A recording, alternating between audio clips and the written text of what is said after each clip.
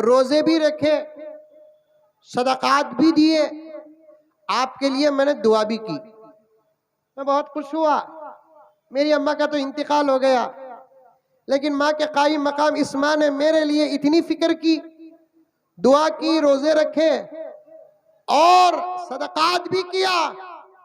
मैंने कहा कि अम्मा, अल्लाह आपको पूरा पूरा बदला अता फरमाए। तो उस माँ ने कहा कि हजरत, मेरी गुजारिश ये है कि मेरी इन मोहब्बतों का आप मेरे बच्चे मुफ्ती साहब को दुआ करें, क्योंकि ये बेटा मेरा बेटा ही नहीं, मेरा उस्ताद भी है। कुरान नहीं उठाते, जिनका ताल्लुक कुरान से है, आज भी कुरान उनके सीने में दाखिल होने के लिए तैयार है। उस अम्मा ने कहा, मौलाना, ये जो मेरा बेटा मुफ्ती है ना, ये मेरा बेटा ही नहीं, मेरा उस्ताद भी है। 75 साल की बूढ़ी अम्मा कहती है। मैंने पूछा, अम्मा, बेटा बेटा होता है, उस्ताद कैसे बना आपका? तो उस माँ ने कहा कि मौलाना, आपको मालूम है कि चंद साल पहले कोरोना आया, लॉकडाउन आया, बाहर घर से निकलना मुश्किल था। मैं एक जाहिल माँ, जिसे अलीफ बा तक की पहचान नहीं थी, 24 घंटे मेरा बच्चा मेरे घर में, और मेरे पोता पोतियों को और मेरे नवासा नवासियों को घर में कुरान पढ़ाने लगा। मेरे अंदर भी कुरान का शौक पैदा हुआ। अल्लाह अकबर कबीरा। मेरे अंदर भी कुरान का शौक पैदा हुआ। मैं बूढ़ी, मेरे शौहर का इंतकाल हो गया, मौत का इंतजार है मुझे। ऐसे वक्त में ये मासूम बच्चों के कुरान पढ़ने के माहौल को देखकर मेरे अंदर भी कुरान पढ़ने का शौक पैदा हुआ। मैंने मेरे बेटे से कहा, बेटे, हकीकत तो तुझे मालूम है, मैं भी कुरान पढ़ना चाहती हूँ, क्या इस उम्र में पढ़ सकती हूँ? मेरे बेटे ने कहा, अम्मा, क्यों नहीं पढ़ सकती? क्योंकि तालीम पुरानी होती नहीं, तालीम बूढ़ी होती नहीं। पढ़ने वाला बूढ़ा हो जाए, लेकिन तालीम बूढ़ी नहीं हो सकती। आप पढ़ना चाहे तो आप भी पढ़ सकते हैं। माँ ने कहा अपने बेटे मुफ्ती से, कल से इन बच्चों के साथ मैं भी नूरानी कायदा लेकर बैठूंगी। अब वो कल सुबह से बराबर नूरानी कायदा लेकर बैठती है। तख्ती नंबर 1 अलीफ बा ता हुरूफ मुफरदात से माँ ने अपने बेटे के सामने जानुए अदब तलम्मुस करके तह करके माँ ने अपने बेटे के सामने तख्ती पढ़ना शुरू किया।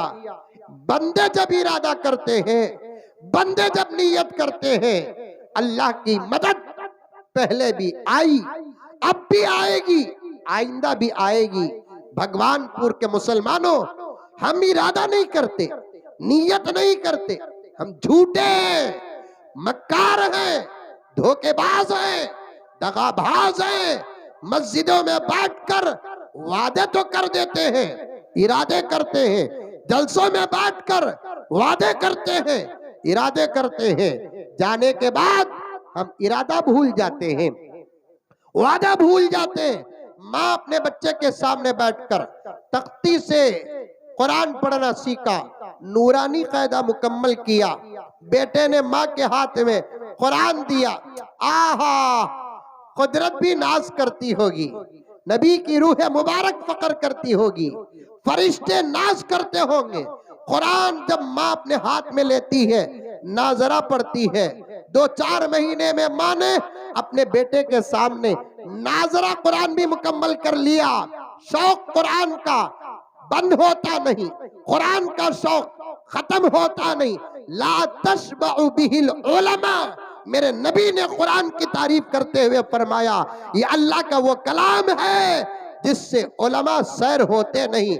पढ़ते हैं तो दिल कहता है पढ़ते जाओ, पढ़ाते हैं तो दिल कहता है पढ़ाते जाओ, समझते हैं तो दिल कहता है समझते जाओ, समझाते हैं तो दिल कहता है कि समझाते जाओ। ये वो समंदर है जो आज भी गोता लगाता है, तो गोता लगाने वाला मोतियां निकालता है। मेरे आका ने और एक जगह पर फरमाया, ला तनक़ज़ी अजाइबुहु, इसके निकात कभी खत्म नहीं होंगे, इसकी मोतियां कभी खत्म नहीं होंगे, क़यामत तक कुरान का फायदा इंसान और मुसलमान पाता रहेगा।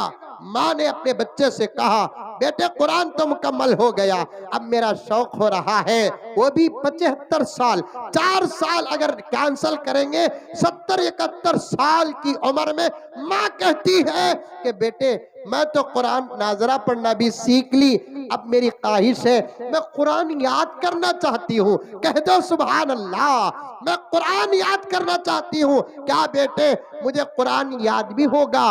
अल्लाह ताला का कलाम मुफ्ती साहब पढ़कर सुनाते हैं, अम्मा क्यों नहीं होगा याद, क्यों नहीं होगा याद?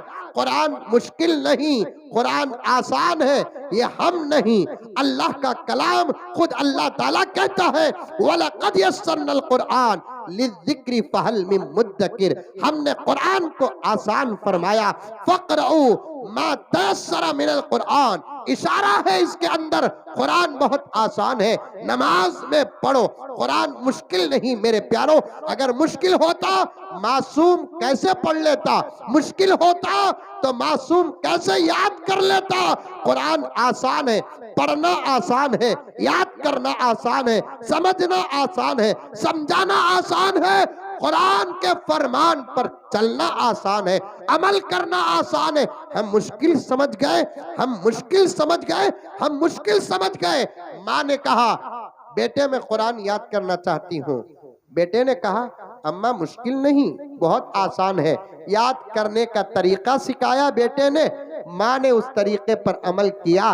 2 साल 8 महीने की मुख्तसर सी मुद्दत में वो 70-75 साल की अम्मा कुरान पाक को मुकम्मल याद कर लेती है।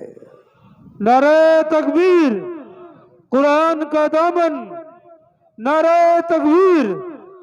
2 साल 8 महीने की मुख्तसर सी मुद्दत में वो 70-75 साल की उम्र की माँ पूरा कुरान याद कर लेती है। आगे का जुमला भी सुनो, इंशाअल्लाह शौक में इजाफा होगा। उस माँ ने कहा, मेरे कान ने सुना, डायरेक्ट किताबी वाकया नहीं, सुनी हुई बात नहीं, डायरेक्ट सुनी हुई बात। उस माँ ने कहा कि हजरत अल्हम्दुलिल्लाह लॉकडाउन में मैंने कुरान याद करना शुरू किया, 2 साल पहले मैंने कुरान मुकम्मल किया। अल्लाह का करम है, नबी का सदका है, 2 साल से रमजान में मैं अकेले नमाज पढ़ती हूँ तरावी की। अल्हम्दुलिल्लाह तरावी में मैंने मुकम्मल कुरान पाक मुकम्मल करती हूँ। पढ़ो प्यारो, पढ़ो, अपने बच्चों को पढ़ाओ, मदरसे आबाद करो, उलमा का हुफ्फाज का इकराम करो। गर्ज बात बहुत दूर चले गई, मछली से बात चले गई, और हम मौली साहिबान मछली को कैसे छोड़ सकते हैं? अब मैंने आंध्र प्रदेश को गया, जाने के बाद जलसा हुआ, जलसे के बाद खाने की जगह गए तो एक जबरदस्त ए साइज की पूरी मछली, अंदर से पाक करके बाहर से पाक करके मसाला लगाकर पूरी सारी मछली तलकर लाकर दस्तरखान में रखे।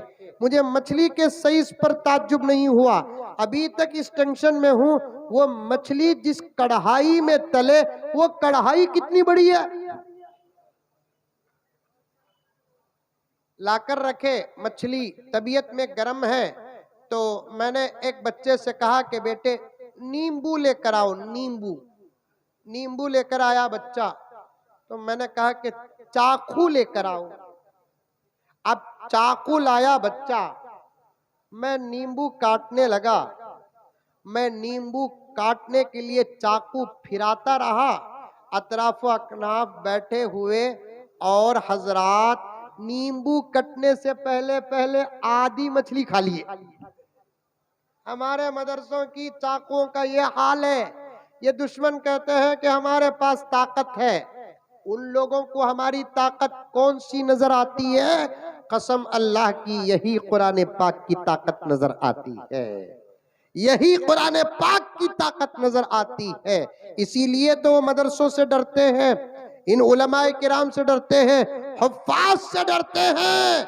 अमेरिका हो, यूरोपीय मुमालिक हो, इसराइल हो, बाहर के हो या अंदर के दुश्मनान इस्लाम हमारे से डरते क्यों हैं? उनको मालूम है कि इनके पास एक ताकत है, उस ताकत का मुकाबला करने की ताकत हमारे पास नहीं है। उस ताकत को हम कुरान पाक कहते हैं।